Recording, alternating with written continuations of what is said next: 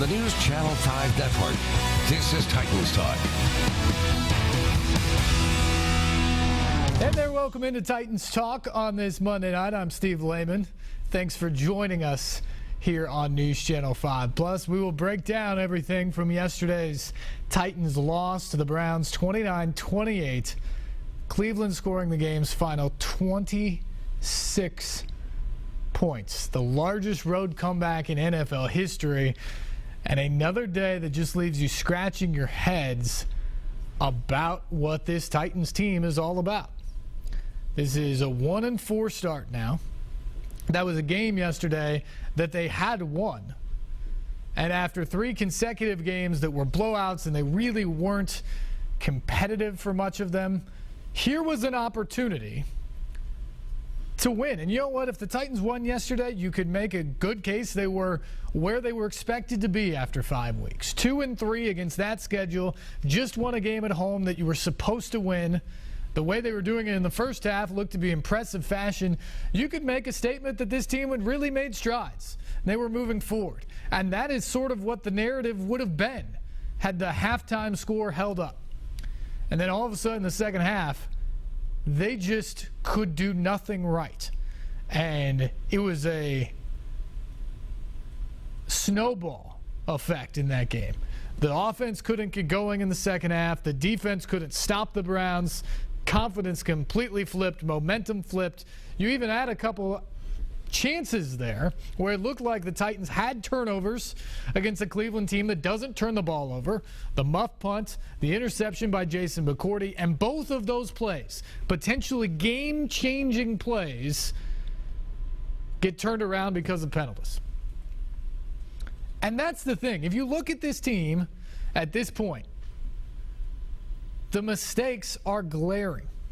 There are lots of penalties. We've seen turnovers in past weeks. This is a team that, for whatever reason, can't seem to get out of its own way. And once again today, you had to ask these guys what went wrong. And what's maybe most frustrating to a lot of Titans fans is so far there isn't much for answers there. They just continue on saying, well, we just got to get better. We got to go back to work. And that is true. That is what your job is as a professional. But to this point, there's not a lot of accountability. There's not a lot of, this is where it went wrong. This is what we have to fix. And I think that's frustrated a lot of Titans fans. What's your thoughts on what you saw yesterday watching that game? And that was a game that, as you watched it, that second half, you saw it coming. You just felt like this game was going to slip away unless the time ran out first. That's what that game felt like in the second half yesterday. And I'll tell you what, a lot of times I think coaches probably get too much credit. Sometimes they don't get enough credit. Yesterday was a day where I thought Ken Whisenhunt lost that game. That was a Titans team that was prepared well, they came out well, they played well in the first half. But in the second half, it became very apparent that for whatever reason, the collar getting tight, adjustments that the Browns made at halftime, whatever it was, momentum had shifted in that game. Things were changing. It was going to be a more difficult second half. And I think what you saw yesterday was a very conservative third quarter when the Titans potentially had the opportunity to put the foot down and end that game then. And then in the fourth quarter, when it really got tight, I think you saw over-aggressive play calling with a lot of passes that led to incomplete passes that stopped the clock, that preserved time for Cleveland to come back and cap off the largest road rally in the history of the National Football League.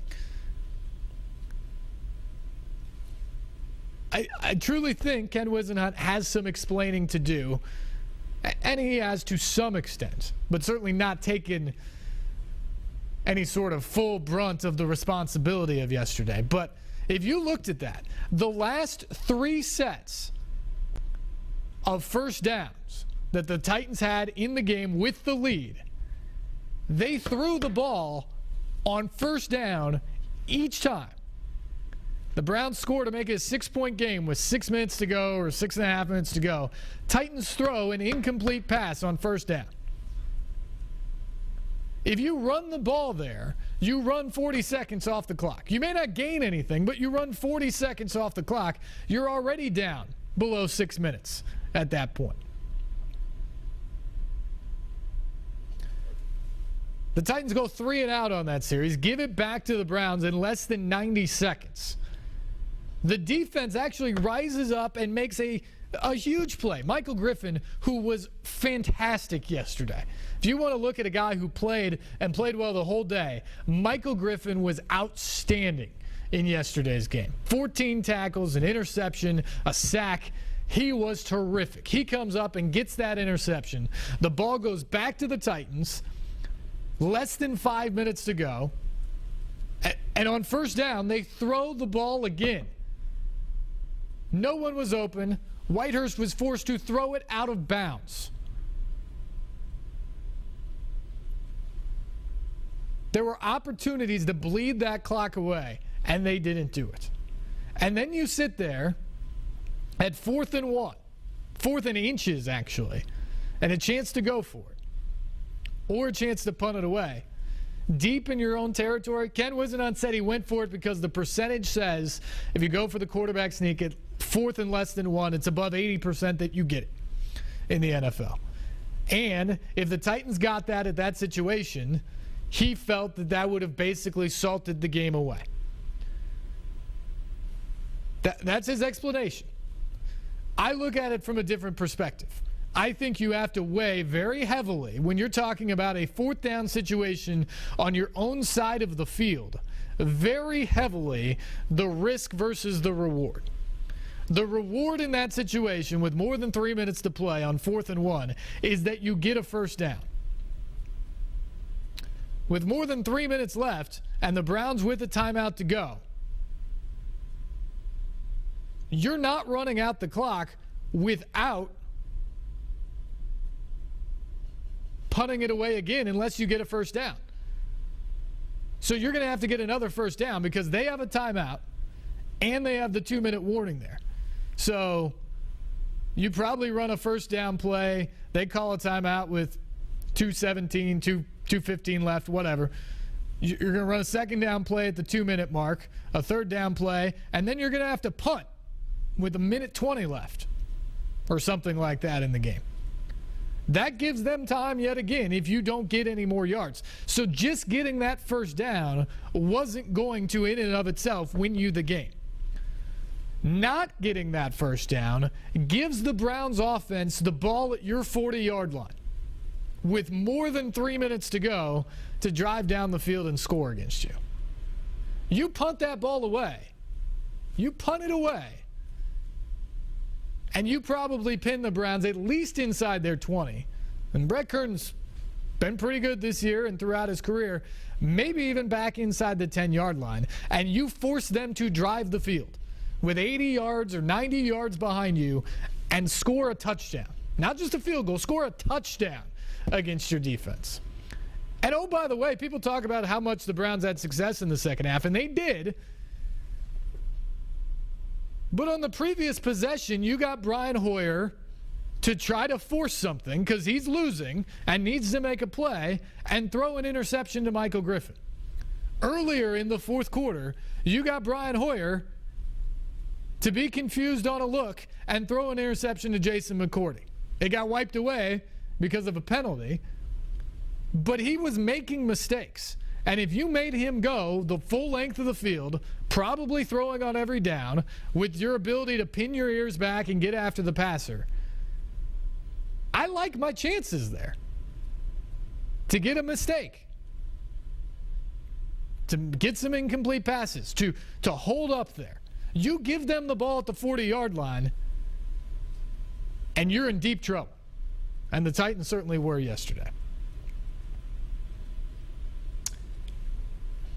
Sometimes when you don't have the best team, the coaching staff has to put them in the best positions. They have to earn their money in that situation. And yesterday in the second half, when things were going poorly, the Titans coaches had an opportunity to stand up and change the momentum. Put those guys in a position to have the best shot to win. Play the book to win the game. And they didn't do it. And if you looked at that game yesterday, there were two coaching staffs. There was the coaching staff on one side that no matter what happened during the course of the game, they stuck with their game plan. They ran the football. They went on play action passes. They stuck with what they want to do, what puts their players in the best position. And that team came back from 28-3 down to win. The other side of the ball, that coaching staff looked at every situation within the game and overreacted to it. That coaching staff cost its team a chance to win a football game. A devastating loss by the Titans yesterday for what it was. Because of, it's not just a loss, but that was a game that should have been in the win column. So instead of being 2-3, you're 1-4 right now. That's a 2-game swing.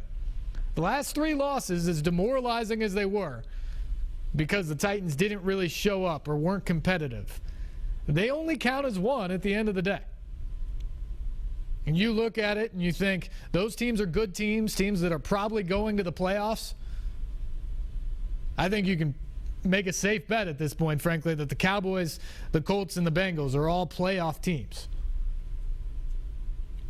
So at the end of the season, as bad as they were, you probably don't look back and remember that if you take care of your business. But yesterday was a game against a team that you should take care of your business against, that the Titans simply did not. And they had the opportunity to do it. Had the opportunity to get back to 2-3. Instead, they sit here on Monday staring at an ugly second half film at 1-4 and in dangerous position to this season spiraling out of control. We want to get your thoughts tonight. Everything I just said, your own comments on what you saw yesterday. 737-7767 is the number. We want to hear from you, and we will do that when we continue. This is Titans Talk on News Channel 5+.